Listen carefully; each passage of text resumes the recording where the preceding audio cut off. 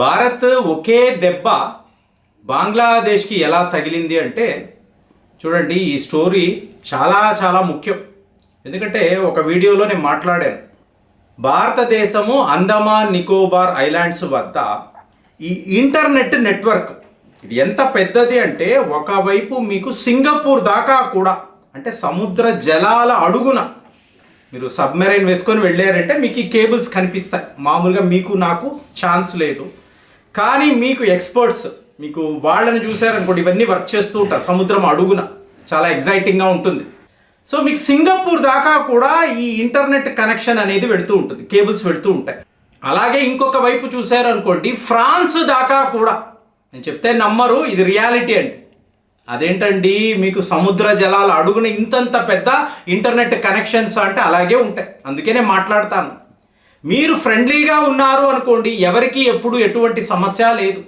అదే ఒక పెద్ద దేశముతో మీరు గొడవలు పడ్డారు, శత్రుత్వాన్ని పెంచుకున్నారు అనుకోండి, బంగ్లాదేశ్కి ఎలాంటి గతి పట్టిందో ఇవాళ మీరు బంగ్లాదేశ్లోకి వెళ్ళండి, మీకు అక్కడ ధరలు ఏమిటి, అలాగే మీకు అక్కడ ప్రజలు వేసుకుంటున్న దుస్తులు, ఉద్యోగాలు, ఎలాంటి కష్టాలు పడుతున్నారో గమనించారు అంటే క్లియర్గా అర్థమవుతుంది. ఏంటి, మనతో మహమ్మద్ యూనస్ వచ్చిన తరువాత మనతో శత్రుత్వాన్ని పెంచుకోవాలని అనుకున్నారు, దాని యొక్క రిజల్ట్స్ చూశారు అనుకోండి, బంగ్లాదేశ్లో క్లియర్గా మీకు కనిపిస్తుంది.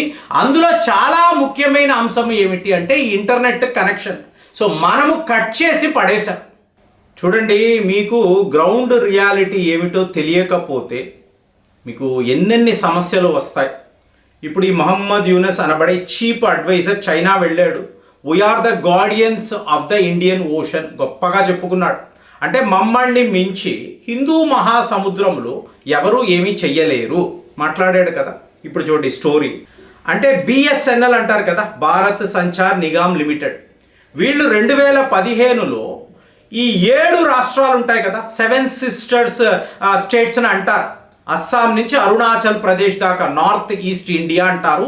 ఒక అద్భుతం, మీరు ట్రావెల్ చేస్తే మీకు అడవులు, ఆ కొండలు చూసారంటే చిరపుంజి అంటాం. మీకు సంవత్సరంలో దగ్గర దగ్గర 11 నెలల పాటు వర్షాలు కురుస్తూనే ఉంటాయి, చాలా బాగుంటుంది. అక్కడ మరి మనం ఇంటర్నెట్ ఫెసిలిటీస్ ఇవ్వాలి కదా. చిన్న చిన్న గ్రామాలు ఎక్కడ మేము ఉన్నప్పుడు ఎప్పుడూ ఆ ప్రాబ్లం లేదు. అక్కడ నుంచి కూడా వీడియోస్ చేసాం, ప్రాబ్లమ్స్ రాలేదు. ఎందుకు, ఇంటర్నెట్ ఫెసిలిటీ బాగుండింది.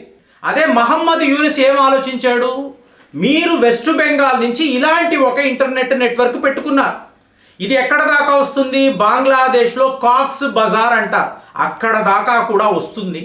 వచ్చి ఫ్రమ్ దేర్ మీరు నార్త్ ఈస్ట్ ఇండియాలో ఉండే రాష్ట్రాలకు మీ ఇంటర్నెట్ కనెక్షన్ ఇస్తారు కదా.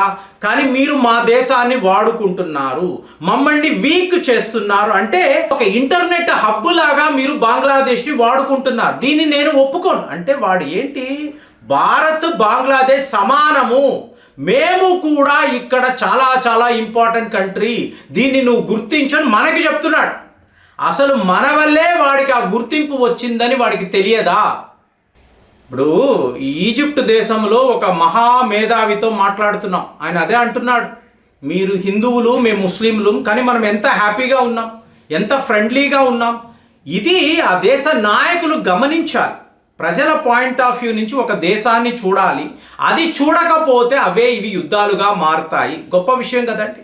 ఇప్పుడు మనం ఏం చేస్తున్నాము, అండమాన్ నికోబార్ ఐలాండ్స్ నుంచి సింగపూర్ వరకు, ఇటువైపు ఫ్రాన్స్ వరకు ఎన్ని దేశాలు ఉంటాయి, మధ్యలో మిడిల్ ఈస్ట్ దేశాలు కూడా ఉంటాయి.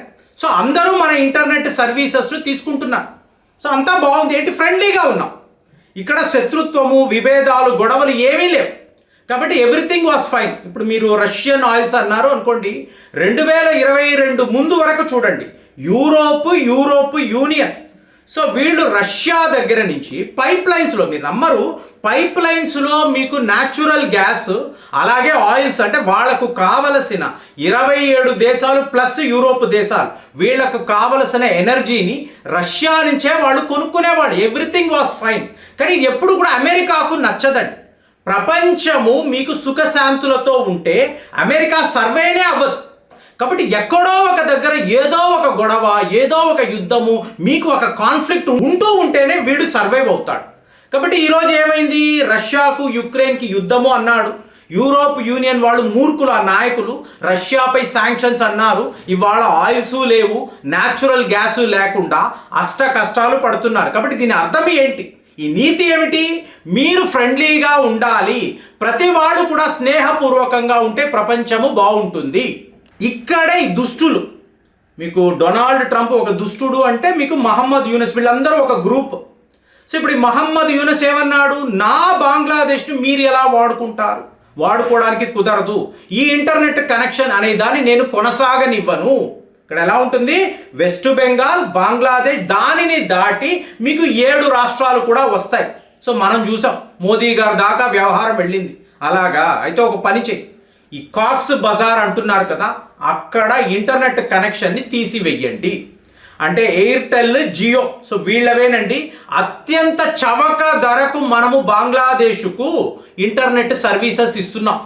50% బంగ్లాదేశ్ ఇంటర్నెట్ అనేది మన మీదే ఆధారపడి ఉంటుంది. వీడు శాటిలైట్ ఇంటర్నెట్ వాడవచ్చు, కానీ కామన్ మ్యాన్ వాళ్ళకి కనెక్షన్ ఉండాలి కదా, మీకు ఇలా బ్యాండ్విడ్త్ అనేది ఉండాలి కదా, దానిని లేకుండా చేశాడు. మనము కట్ చేసాం. మీరు ఒక్కసారి బంగ్లాదేశ్లో పరిస్థితి గమనిస్తే ఉద్యోగాలు లేవు, అక్కడ ఎక్కడా వ్యాపారము లేదు, నో ఎక్స్పోర్ట్స్. పాకిస్తాన్ కన్నా పెద్ద జీడిపి, ఇవాళ పాకిస్తాన్ లాగే తయారైవ్వాలని వీళ్ళు కంకణము కట్టుకొని మనము తీవ్రవాదులము, మనము వ్యాపారము చేయడం ఏంటి, ఇలాగే ఈ దేశాలతో ట్రేడ్ డీలింగ్స్ ఏంటి, జీడిపి ఏంటి, ఉద్యోగాలు ఏంటి, యువకులు అంటే వాళ్ళు తీవ్రవాదులుగా కదా ఉండాలి. ఇదే కదా పాకిస్తాన్ చేస్తూ వచ్చింది. బంగ్లాదేశ్ కూడా అలాగే తయారవ్వాలని వీళ్ళు డిసైడ్ చేసుకొని ఆ దేశాన్ని సర్వనాశనము చేశారు. సో ఇప్పుడు మనము ఇంటర్నెట్ అనేది కట్ చేసాము కదా, కట్ చేసిన వెంటనే మరి 7 రాష్ట్రాలకు కూడా ఇంటర్నెట్ కనెక్షన్ ఉండదు అని చెప్పి వాడు భావించాడు. ఏమండి, ఇది ఎంత పెద్ద దేశము, ఎలాంటి ఒక టెక్నాలజీ ఉంటుంది, ఇదంతా మనకు ఒక విషయమా? అది వాడు గమనించలేకపోయాడు. 4250 జీబీపీఎస్ అండి, మీరు నమ్ముతారా? సో ఇవాళ కట్ అయిపోయింది. మరి 7 రాష్ట్రాలకు మోదీ గారి ప్లాన్ ఏమిటి అంటే, శాటిలైట్ సిస్టమ్స్ ద్వారా మీకు మేము ఇంటర్నెట్ కనెక్షన్ ఇస్తాము. చూడండి, మీకు ఎక్కడో మారుమూల ఉండే రాష్ట్రాలు, మారుమూల ఉండే గ్రామాలు, వాళ్ళకి మనము ఇవాళ ఇంటర్నెట్ సిస్టమ్స్ ద్వారా ఫైబర్ ఆప్టిక్ నెట్వర్క్, ఎక్కడ చెన్నై, ముంబై, ఇక్కడ ఉండే నెట్వర్క్స్ ఇవాళ మన 7 రాష్ట్రాలకు కూడా ఇంటర్నెట్ ఇవ్వబోతున్నాం. అంటే ప్రాబ్లం సాల్వ్ అయిపోయింది.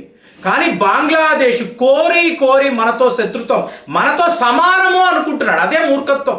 భారత్ ఎంత పెద్ద దేశం అండి, ఎంత పెద్ద జీడిపి, మనం చైనాకు పోటీగా నిలబడుతూ ఉంటే ఆఫ్టర్ ఆల్ బంగ్లాదేశ్ వాడు మనతో శత్రుత్వం అని చెప్పి టోటల్గా ఇంటర్నెట్ను కట్ చేసి బంగ్లాదేశ్ను ముక్కలు అంటే వాళ్ళ ప్రజలకు ఇంటర్నెట్టే లేకుండా ఇవాళ చేశాడు. మరి మా సొంత లోకల్ నెట్వర్క్ అంటున్నాడు. ఒక్కసారి వాటి స్పీడ్ ఏంటి, వాటి నెట్వర్క్ ఏంటి, వాటి కేబుల్ కనెక్షన్స్ ఏంటి, ఈ కేబుల్ నెట్వర్క్ అంటాం, ఒకసారి గమనించండి, నథింగ్ అండి. అంటే వీడికి ఒక ఎజెండా ఉంది, దాని ప్రకారము ఆ దేశాన్ని సర్వనాశనము చేస్తున్నాడు. కాబట్టి భారత్తో శత్రుత్వము అన్నప్పుడు బంగ్లాదేశ్ అట్టడుక్కి వెళ్ళిపోతుంది. ఆల్రెడీ పాకిస్తాన్ని చూసా, పాకిస్తాన్ ఏముందండి, చైనా వాడు ఇవాళ ఎలాంటి ఒక రిక్వెస్ట్తో వచ్చాడు అంటే, మమ్మల్ని ఆదుకోండి, అమెరికా లేకపోతే మాకు భారతే శరణు. క్లియర్గా చైనా వాడే మాట్లాడితే ఆఫ్టర్ ఆల్ బంగ్లాదేశ్ వాడు మన ఇంటర్నెట్ను కట్ చేస్తాడా? సో దాని యొక్క కాన్సిక్వెన్సెస్ అనండి, రిజల్ట్స్ ఎలా ఉందంటే ఇవాళ బంగ్లాదేశ్లో ఇంటర్నెట్టే లేని ఒక పరిస్థితి కలిగింది. మరి మోదీ తీసుకునే నిర్ణయము, భారత్ యొక్క దెబ్బ బంగ్లాదేశ్కి ఎలా తగిలింది, మీకేమనిపిస్తుంది? కామెంట్స్లో రాయండి. మళ్ళీ వచ్చే వీడియోలో కలుద్దాం. జై హింద్.